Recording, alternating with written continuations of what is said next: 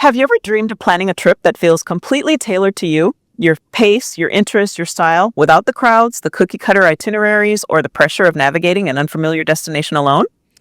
Today, we're pulling back the curtain on what truly custom travel looks like and why it's becoming one of the fastest growing trends in the industry. And to help us unpack it all, we have someone who sits right at the heart of it, Gina Bang, Sales and Marketing Manager at Avanti Destinations.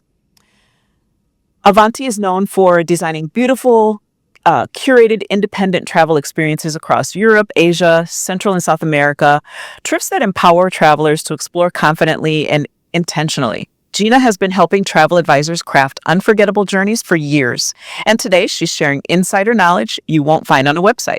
So grab your notebook because this conversation is about to spark some serious wanderlust.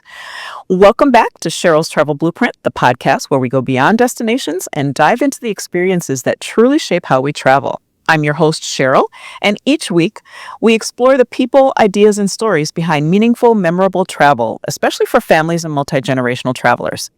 Gina, thank you so much for joining me. I've really been looking forward to this conversation because Avanti is such a powerhouse when it comes to independent, customized travel.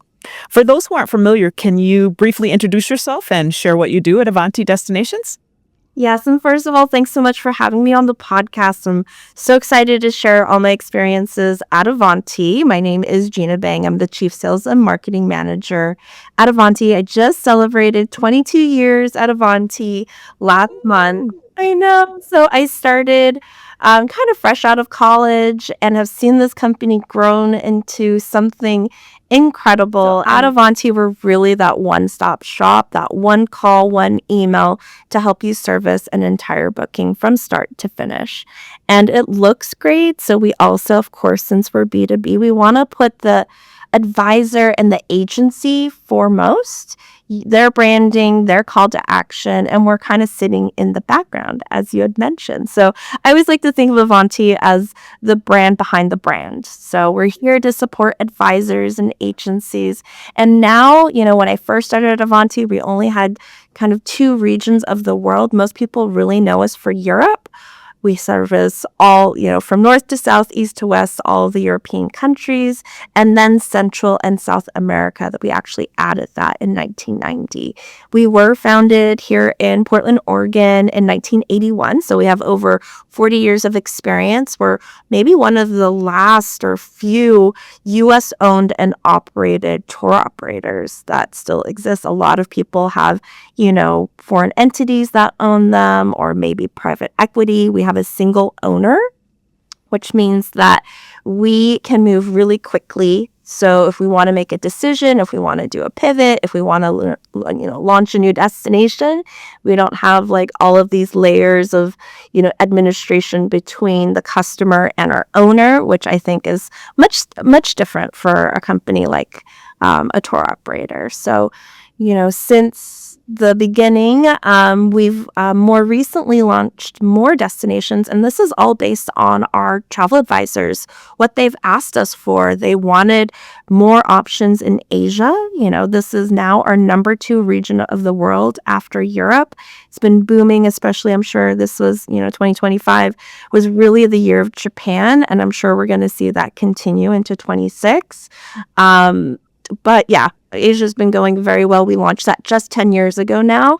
So we launched at the end of 2015. And then more recently, just over 2 years ago, we launched the South Pacific with Australia, New Zealand, and Fiji. And that has been doing extremely well. And I think, you're talking about the trends of travel and customization. I think many people see it as kind of like the new realm of luxury. It doesn't have to always be that 5-star hotel. It's really something more intimate, authentic, and tailored right to those customers. Mm-hmm. Okay. Well, are people as far as traveler preferences, had a shift where people are craving more flexibility in their travel? Yeah, there's just so much lifing these days, right? So it's not always the traditional vacation anymore. It's a lot of mixed things happening. You wouldn't believe how many people that we have whose children are going to school abroad and they're doing an exchange program and they want to go and drop off their their son or daughter at school in like Florence or in Barcelona or in Berlin, and then they want to do a trip, and then part of it they want to meet up later. Or people are going so many more destination weddings. I don't know what happened, but everyone wants to get married in like an Irish castle or an Italian villa. So people are going to these beautiful celebrations that then they want to extend, or people going on a business trip, right? And then they want to extend kind of like that leisure market where people are pairing up multiple experiences, or even pre and post cruise. We're seeing that too, where people love that kind of like the 2-for-1 value proposition of having two very distinct trips and one plane ticket, right? So they really want to find a great value. So they're doing these amazing onboard experiences on so many new vessels going out, but then maybe extending, another land vacation for a week or even 2 weeks. I've seen some post cruise that's like 6 weeks. Oh So my goodness. people just have so many different, I think, objectives and agendas. So they really need somewhere to go that is easier to work with, that is that one-stop shop. It can be flexible, so in terms of the timing, but it's still full service, right? So you can still get everything that you need. You can still, on the advisor side, add that agency fee, make sure that you are building your profits as you're building your business, which is really important as well. And really understanding, like, okay, if I can service this correctly, like, these clients are going to be my lifelong clients, and, help me grow and scale my marketing efforts. And, one of the things that I've been noticing a lot, and I think that's what you're speaking to, is just all of these experiences, like you mentioned, like with students going abroad, business, people are really valuing experiences so much more. It's great to see that that it's a trend, and I hope it continues and just becomes the norm. Um, Absolutely. So why don't we talk a little bit more about authenticity and immersive travel? Because we were talking about how people like to extend and kind of blend and things like that. How does your team approach designing experiences that avoid that touristy feel? Right. So that is such a passion point for me, especially now. At Avanti, we have our headquarters here in Portland, but we also have 2 European offices, one in Manchester, England, and one in Barcelona, Spain. And if you've been paying attention to the news the past few summers, there's been a lot of talk in Barcelona specifically about, rental prices and tourism coming into the city, especially during these peak summer months. So this over-tourism trend, it does, need to be addressed. And that's something that we actively work on. We are always trying to find the authentic moments. So, we're not really doing big groups unless they're, kind of like the multi-gen family, but really we're sending travelers in, 2s, 3s, 4s, up to 6 very comfortably, because you can do those private services at a great price point. You can have those amazing guides. So if you have a specific passion point, we have armchair historians, outdoor adventurists, foodies, people that love going out into wine country. You've got those families, of course. You have people that just want museums and art and culture. They love theater.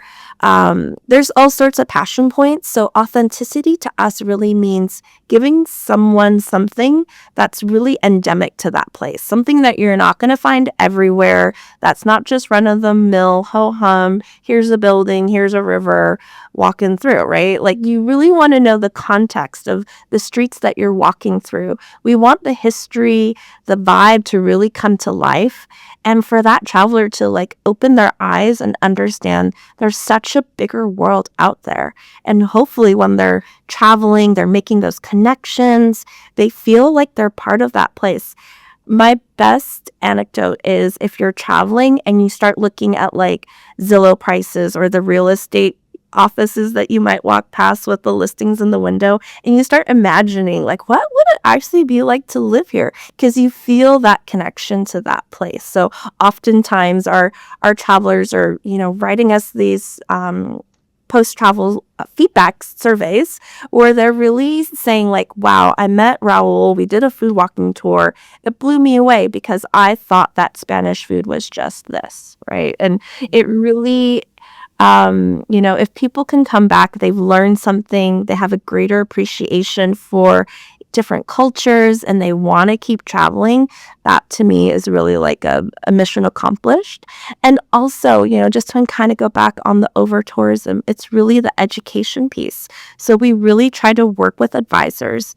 And, if someone comes to us and they're like, oh, hey, I have a couple that, they've gone to Italy 5 times.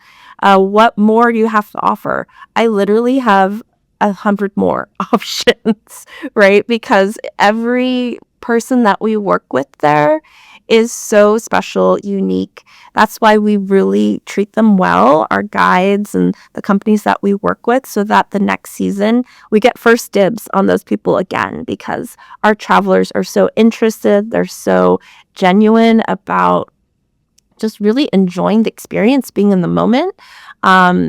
I would say like our customers, our travelers, they want something real, right? They don't want something um, over doctored or just like Instagram pretty. They really want to know, the good, the bad, the ugly of that place.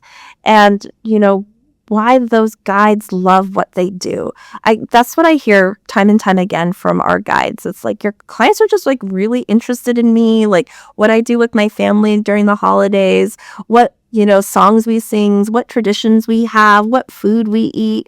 So I think that there's a special connection when you're spending that time together and people are so open, like they travel with their hearts open, that they they just feel it, so much more than someone talking at them. They're actually like living it with someone. Hmm. So I want to go back to what you said a little bit. You were talking about Barcelona being over, in, not just Barcelona, but cities that have so much over tourism.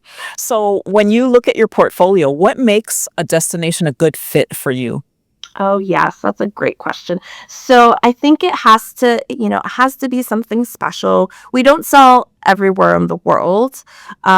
We have specific regions, and even in the countries that we currently sell, we don't sell every single city. So there has to be one infrastructure, of course, of good quality, because we want to set it up for repeat, right? So that more people like it.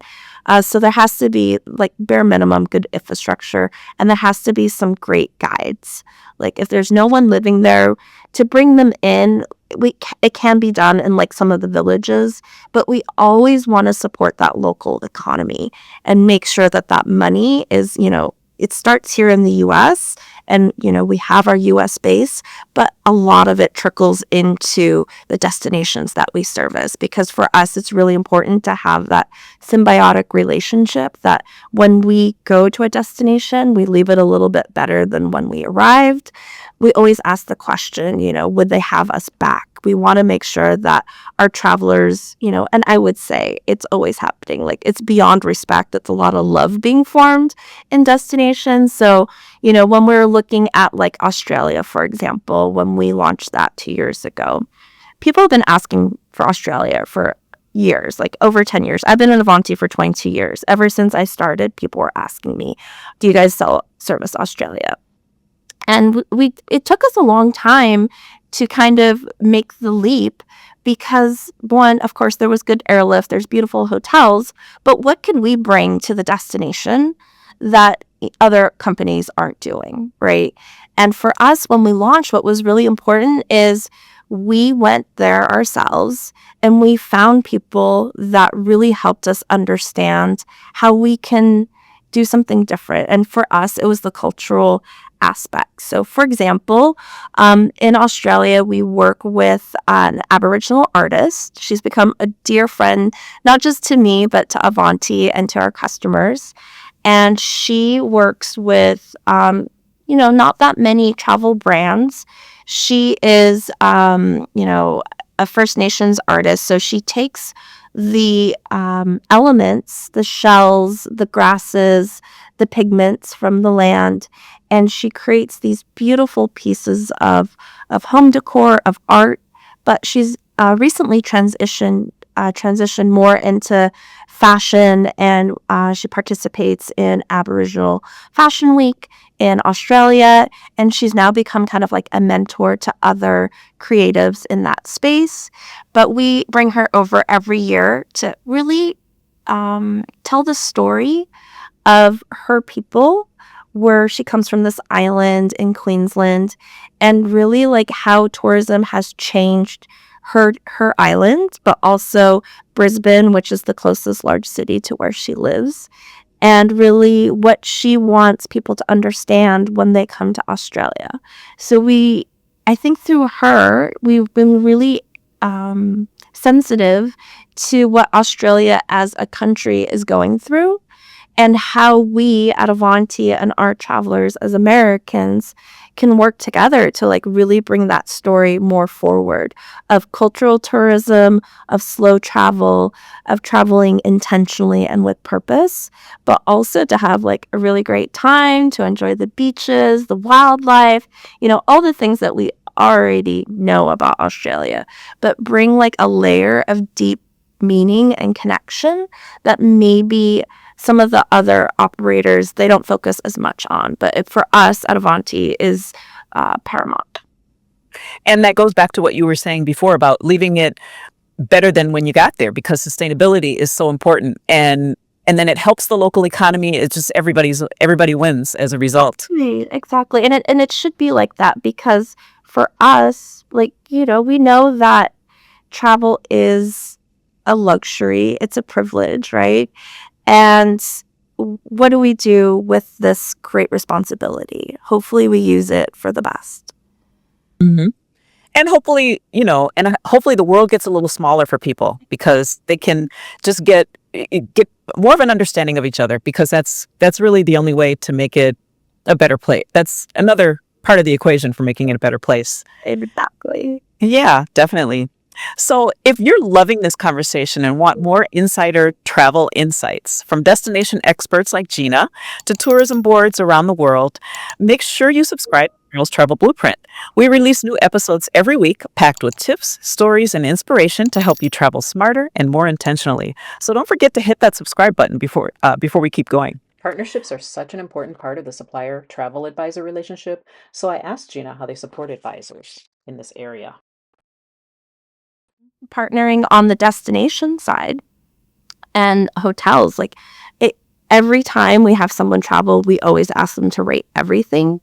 And we have the policy internally. If a hotel is not faring well, it could be someone we worked with for 20 years.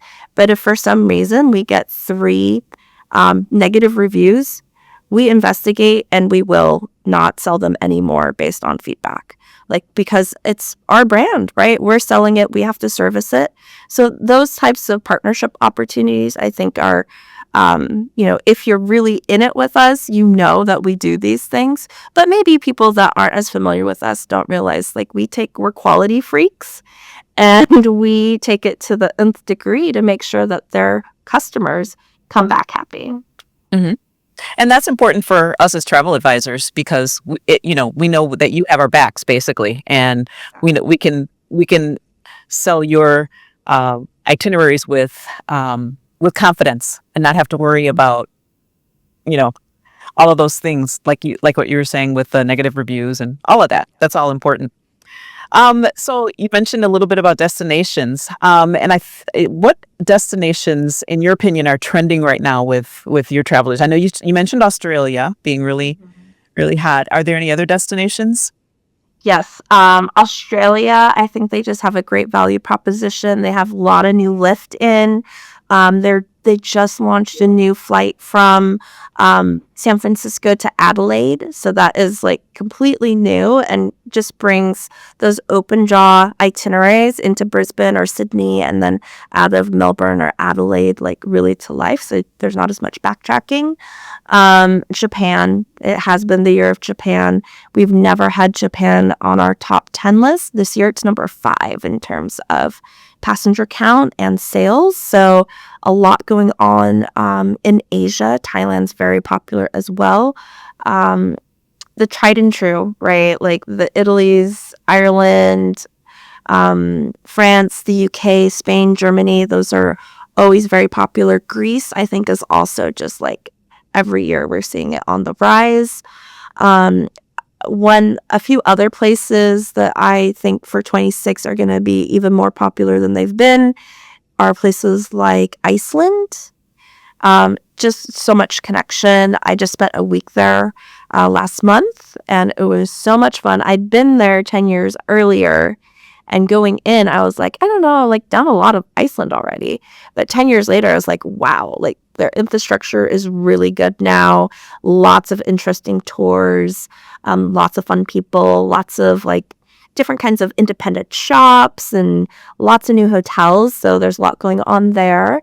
And I think Vietnam, if we're going back to Asia, like that is really, really like when you're on the ground, it is an amazing, super change of scenery and culture and food and climate and everything, I think. And the price point is perfect for people looking for luxury but affordable. I think also, I'd mentioned Peru. Anything in the Andes has been kind of, I would say, popping off too. So from like Colombia, Ecuador, Peru, Chile, and Argentina, like all of those kind of like mountain experiences, people are really into. All the stargazing stuff people are kind of like getting attracted to, like outside of the cities, get away from the noise and the light pollution, being somewhere really remote and seeing the galaxy, I guess, like seeing the Milky Way, all the like solstices and eclipses. That has been really interesting as well. People flocking to like those dark sky preserves, learning more about the skies, and yeah, that's been really fun. Cool. Have you noticed, is there any lesser known destination that you wish travelers would consider? Yes. So I think Singapore is really underrated. It is kind of small, but they pack a lot in. It took me a while to get there in terms of like how many years we've been selling Asian. I hadn't been yet, but I went for the first time last year. And I was blown away. Like it is first, it's very easy for Americans. It's English speaking first. It's a huge mix. It's a melting pot of cultures from all over Asia. So it's really fun. Lots of great food everywhere. And it's very affordable at the hawker centers where it's like state regulated, but you have one person making one dish. Can you tell I'm really a foodie? One person making one dish, and that's all they make. So they just become masters at it. You get to walk around. It's basically like a food court and like try the world in one sitting. So that's really fun. And it's also like captured by heart because of its sustainability mission. It really in terms of environmental impact. So when, and it's a relatively new country, like just born in the 60s. So, yeah. And of course, Crazy Rich Asians, it's my go-to on the flight if I can't find anything new. So I'm always it is a magical place. It's definitely a great nightlife, night markets, great shopping, beautiful hotels, super cool history. For every new building that they built there, they have to match every square foot of concrete with a square foot of green space. And there's not that much land. So, of course, it has to go up. So you see all these like hanging gardens and vertical gardens. It's just amazing. I love it there. It's definitely on my list. I've been planning it for a while. We'll see when it happens for me. Oh, so in all of your years in this industry, what travel lesson has stuck with you the most? That's a good one. There's so many different ones of one, just packing. I'm horrible. I used to be so much better when I didn't have any airline status and I didn't have any extra luggage to check. But I would say that, you know, my personal preference is I think travel is just a great connector. So always having that open mind, of course, but beyond the destination for me now, it is who I'm going to meet in this place that's going to make this like so memorable for so many years to come. So I guess my travel lesson is even if you're a solo traveler, maybe you know someone in destination. For me, I'm a huge extrovert. I love people. We are in the people business in travel, if you didn't know. So I love to meet people that I know and new people. So it's just putting myself in situations that I can accomplish that. So whether that's reaching out to people before I go somewhere. Hey, is anyone in this place? Let's meet up for dinner or coffee or something. Or, just making sure I have like either a small group tour or shared tour so I can meet more people. Um, I also love anything foodie. So one of my favorite things to do is start every trip with a food tour, every new city with a 2-hour food walking tour if I can find one. Because it's like part flavors, part places, part history. And then typically people that love food, just like they love travel, love to talk about other things too, like other restaurants, what's new, what's happening. They seem to be like the most in tune with like current pop-ups, places to go. So I think that's always really fun too. Mm-hmm. Yeah, that's that's what it's all about. I think that's the key. I mean, for if you're going to travel, you have to meet people. That's just that's the only when you look back, when I think back on trips that I've gone on, I can think about people that I've met, and it could be from so long ago, but you just those things stick out in your mind. Yeah, You know. I mean, sometimes it's like I I guess it's also like don't be scared to get lost because that's part of the fun of it is like not having every moment planned. That's why I love travel. Like it's not my day to day. It's not the schedule. Like even here I take different routes to come into the office all the time just to like see what's going on and to hopefully get into some kind of trouble. Because like those are the funny things that make every day like a little bit different, a little exciting, but also memorable. And you put yourself out there and just like sometimes it's just like building that tolerance of putting yourself out there that helps you tackle other things that you need resilience for. Mhm. Beautiful. I think the main takeaways that I have from our conversation are sustainability, making connections, being resilient, um, and just getting all those great experiences in there. That's to me what travel is all about. Oh, yeah. This is a great summary. Yeah. Well, I've really enjoyed talking to you. This has been such a valuable conversation.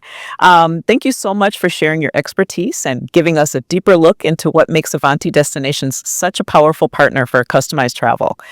And to everyone listening, if today's episode inspired you or sparked a new travel idea, make sure you subscribe to Cheryl's Travel Blueprint so you never miss an episode. We have more incredible guests, insider tips, and destination deep dives coming your way. And if you're ready to start planning your own custom journey with Avanti, reach out. I'd love to help you bring your travel vision to life. And again, Gina, thank you so much for your expertise, and we would love to have you back on the podcast anytime. It was so fun and hope everyone just, keeps traveling. Sounds like a good idea to me. Thanks.